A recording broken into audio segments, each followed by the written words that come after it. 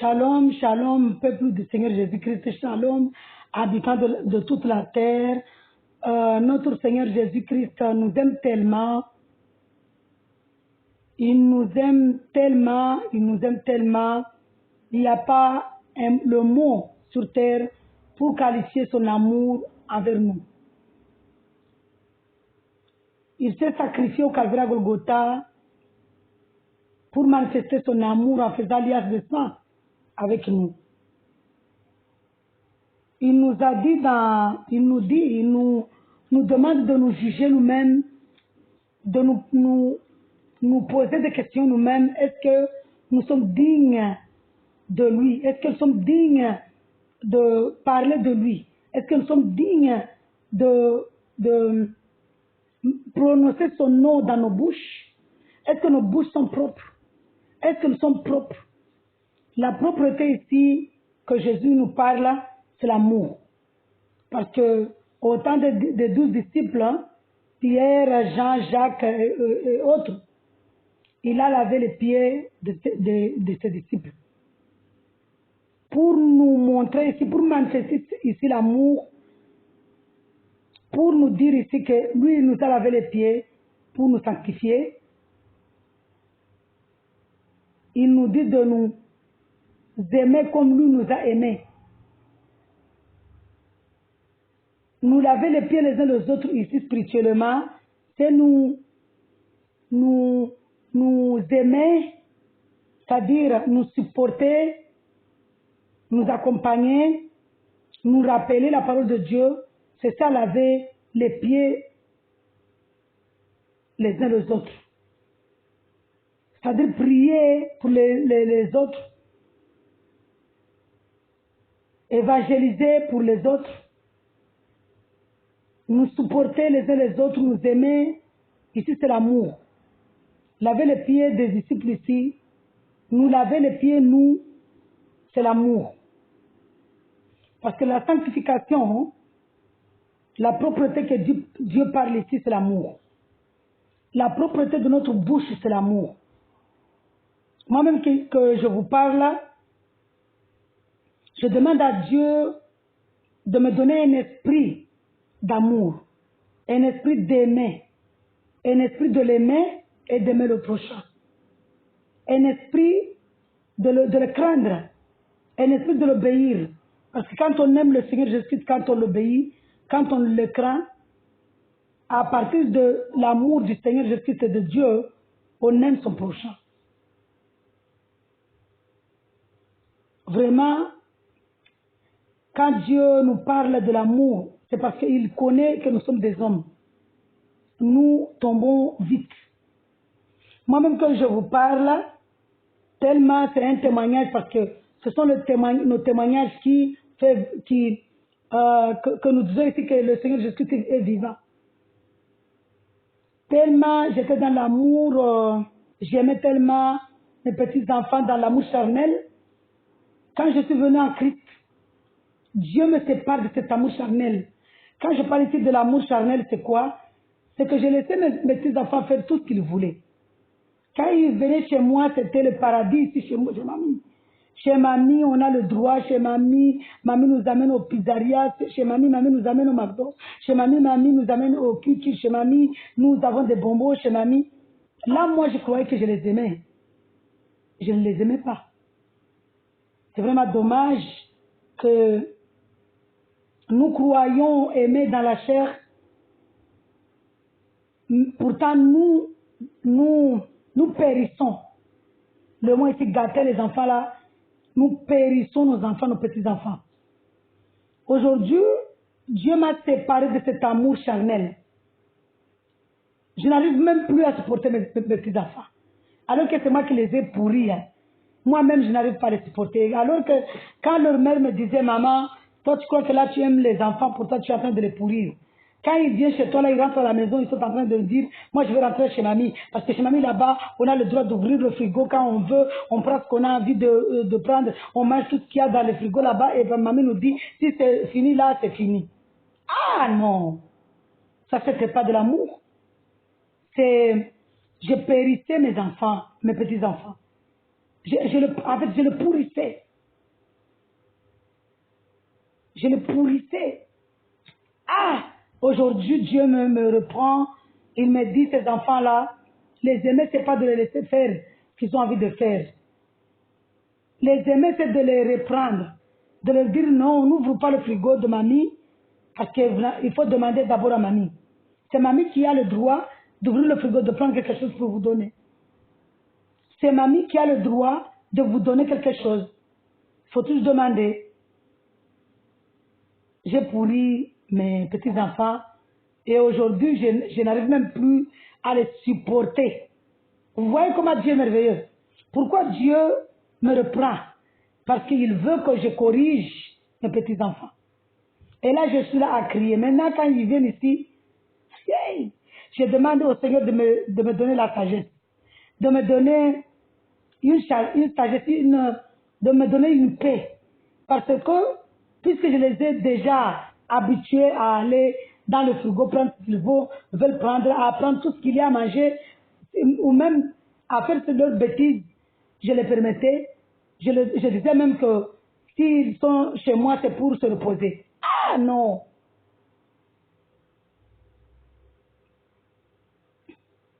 Corrigeons-nous, corrigeons nos comportements, corrigeons nos manières. Parce que Dieu nous dit dans Jérémie, il nous dit ici dans sa parole, Père Saint Dieu de gloire, prends ma bouche, prends mon esprit, prends mon âme, que la parole que je lis ici, ta parole à toi,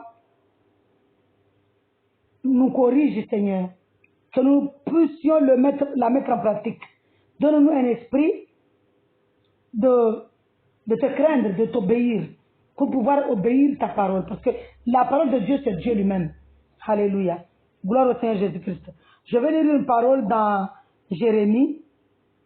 Le sujet ici, dans Jérémie 7, le sujet c'est reproche et menace. Nous les autres, ta parole, Père éternel, au nom de Jésus-Christ. Amen. Avec respect et amour. Et que papa, que nous puissions, papa, mettre en pratique ta parole, papa. Reproche et menace. Tiens-toi à la porte de la maison de l'Éternel, et là tu proclameras cette parole. Tu diras, écoutez la parole de l'Éternel Jésus-Christ, que je parle ici. Vous tous, Judéens ici c'est nous-mêmes, vous qui entrez dans ces portes pour adorer l'Éternel, voici ce que dit l'Éternel, le maître de l'univers, le Seigneur Jésus-Christ. Alléluia. Il est le maître de l'univers, le Dieu d'Israël. Israël spirituel ici, c'est nous. Corrigez votre conduite et votre manière d'agir, et je vous laisserai habiter ici. Ne vous fiez pas aux paroles trompeuses qui prétendent c'est ici que le temple de l'Éternel, le temple de l'Éternel, le temple de l'Éternel. Si vraiment vous corrigez votre conduite et votre manière d'agir, si vraiment vous faites justice aux uns et aux autres, si vous n'exploitez pas l'étranger, l'orphelin et la veuve. Vous savez, l'étranger ici, l'esclave et la veuve, l'étranger, l'orphelin et la veuve ici, spirituellement, ce sont les personnes qui n'ont pas le Seigneur Jésus-Christ. Mais ici, c'était, au temps de Jérémie, c'était physique. C'est-à-dire que nous devons accompagner, aider l'orphelin, l'étranger, le veuve, physiquement, mais dans le secret. Mais spirituellement, c'est lui donner la parole, évangéliser le nom du Seigneur Jésus-Christ. Là, nous sommes en train d'aider la veuve, l'orphelin, l'étranger spirituellement. Alléluia. Si vous ne versez pas le sang innocent dans cet endroit, et si vous ne tournez pas vers d'autres dieux pour votre malheur, alors je vous laisserai habiter ici, dans ce pays que j'ai juré, dans ce pays que j'ai donné à vos ancêtres depuis toujours et pour toujours. Vous savez, la parole de Jérémie ici, dans l'état de la grâce, Dieu nous dit d'aimer notre prochain comme nous-mêmes. C'est la parole de Matthieu 22. verset 34 à 40. Verset 34 à 40.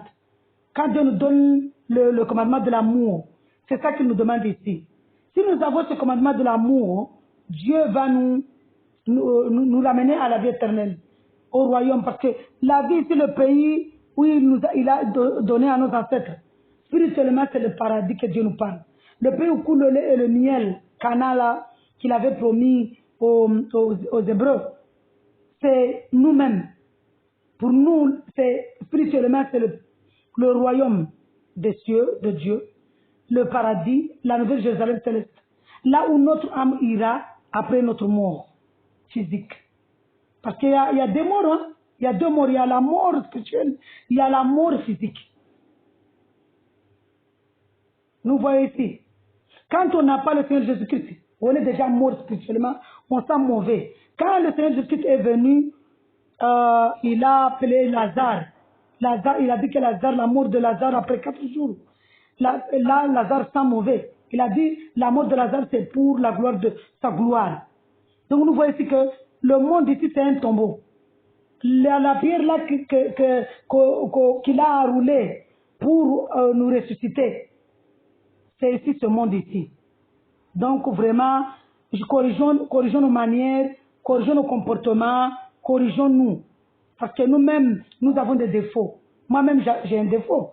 Je vous ai parlé de mon témoignage avec mes petits-enfants.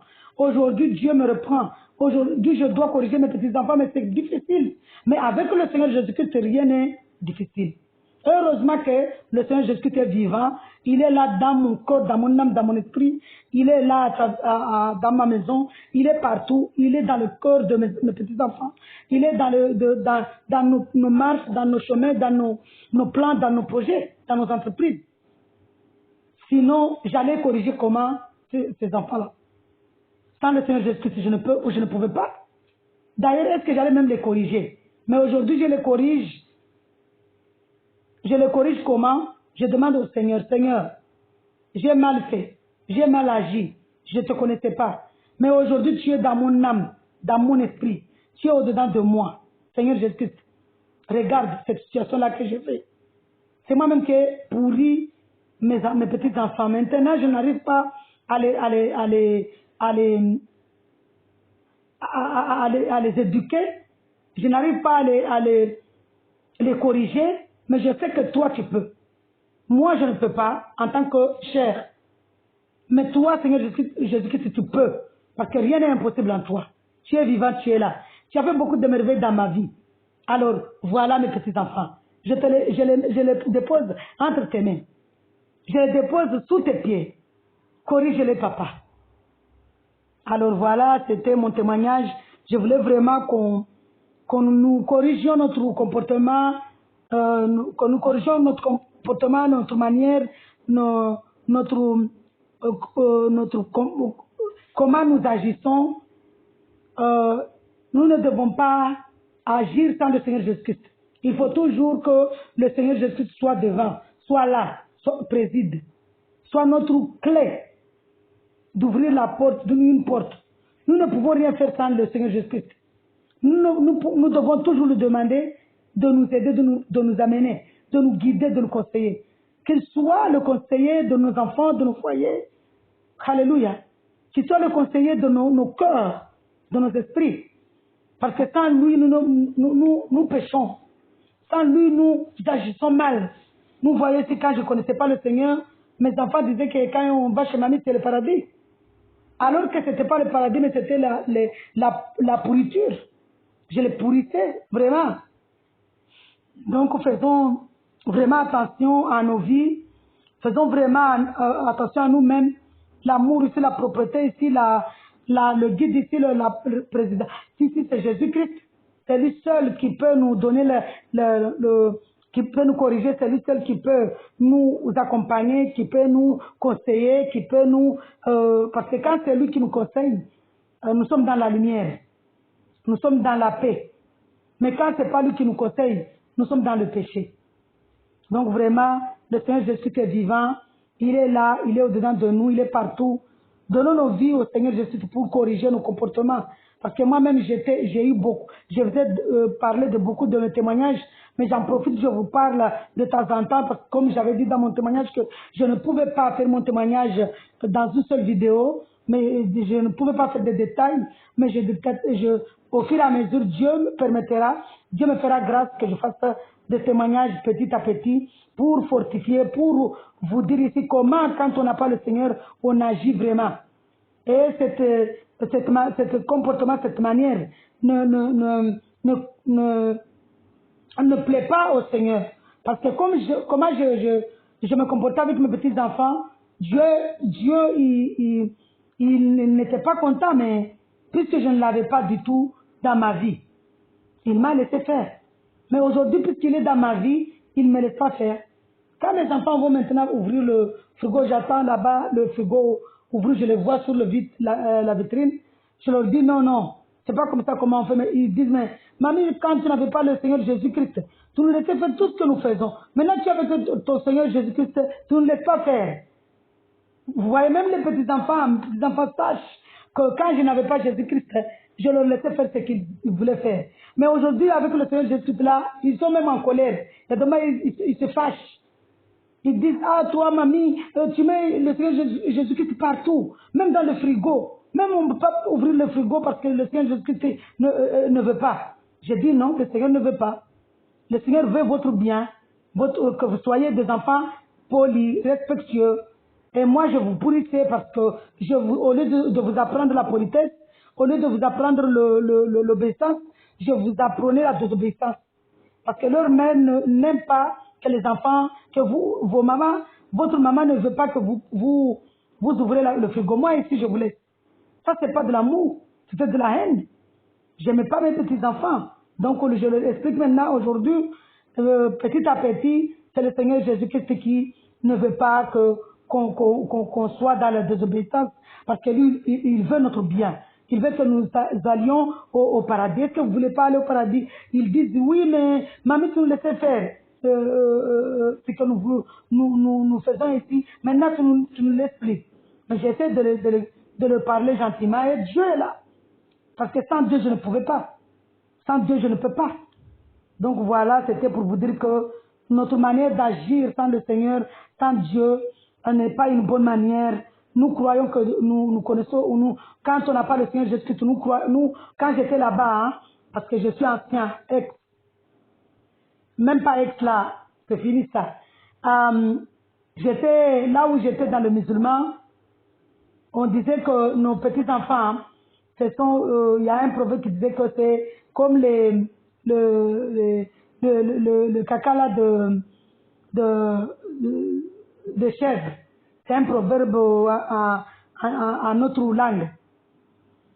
C'est-à-dire que mes petits-enfants peuvent me donner le nom qu'ils veulent, peuvent m'insulter, peuvent faire tout ce qu'ils peuvent faire avec moi parce que je suis la mamie. Alors que c'est tout à fait le contraire. Moi, en tant que mamie, je dois agir dans la sagesse, les apprendre à obéir, les apprendre à me respecter. Je ne peux pas laisser mes petits-enfants m'insulter. Parce que si je les laisse m'insulter, parce que je suis leur mamie, là, ils vont croire qu'ils peuvent insulter une mamie dehors. Donc, vraiment, faisons vraiment attention à nos comportements, parce que sans le Seigneur Jésus-Christ, nous croyons qu'on connaît Dieu, pourtant on ne connaît pas le véritable Dieu. Le véritable Dieu, c'est Jésus-Christ. Il n'y a pas d'autre Dieu. Il n'y a que lui. Il y a un seul Dieu. Et le seul Dieu là, c'est Jésus-Christ. Donc vraiment, faisons attention, corrigeons nos comportements, corrigeons nos manières d'agir. Soyons dans l'amour au Seigneur Jésus-Christ, l'amour à Dieu, l'amour au Seigneur Jésus-Christ, à Dieu créateur, l'amour de notre prochain. Alléluia. Et aimons le Seigneur Jésus-Christ. Aimons notre Seigneur Jésus-Christ de tout notre corps, notre esprit, notre âme. Parce que quand nous aimons le Seigneur Jésus-Christ, nous aimons nous-mêmes. Quand on n'aime pas Dieu, on ne s'aime pas. Parce que quand on n'aime pas Dieu, on va faire des choses qui nous ramènent à la mort physique même, la mort spirituelle et physique. Parce que quand on n'a pas le Seigneur Jésus-Christ, on va boire de l'alcool. On va fumer la drogue, on va fumer la cigarette, on va faire de l'adultère, on va faire des choses. On trompe sa femme, on va manquer de respect. Donc nous voyons ici que quand on n'a pas le Seigneur, quand on fait toutes ces choses-là, on n'a pas le Seigneur Jésus-Christ. L'esprit que nous adorons, c'est un esprit de mort. C'est-à-dire que Satan, là, le diable, c'est un esprit de mort. Partout où il est, il y a la mort. Spirituelle et physique. Partout où il agit, il y a la mort. Spirituelle et physique. Donc nous ne devons pas laisser le diable agir dans nos vies. Nous devons laisser ouvrir la porte au Seigneur Jésus-Christ pour notre vie éternelle, pour notre salut et pour notre bien-être dans ce monde. Ici-bas, parce que ce monde ici, c'est un tombeau. C'est une boucherie. C'est pourquoi Dieu il est venu. Quand on n'a pas le Seigneur, on est des animaux. C'est pourquoi le Seigneur Jésus-Christ est venu naître dans une bergerie pour nous montrer qu'on était des animaux, on ne connaissait pas. Aujourd'hui, il nous a dit, on était des boucs. Aujourd'hui, il nous dit, soyez des brebis. Alléluia. Sur cela, je vous dis shalom parce qu'il y a mon petit fils qui est réveillé. Shalom, shalom, shalom. Soyez dans la joie. Soyez vraiment dans l'amour. Corrigeons nos comportements avec le Seigneur Jésus-Christ en mettant le Seigneur Jésus-Christ au devant. Corrigeons nos manières d'agir en mettant le Seigneur Jésus-Christ devant. Laissons le Seigneur Jésus-Christ écrire nos chapitres sur cela. Shalom, shalom, shalom, shalom. Soyez dans la joie. Soyez dans la joie. Soyez abondamment bénis dans le Seigneur Jésus-Christ. Shalom, shalom, alléluia. Gloire au Seigneur Jésus-Christ.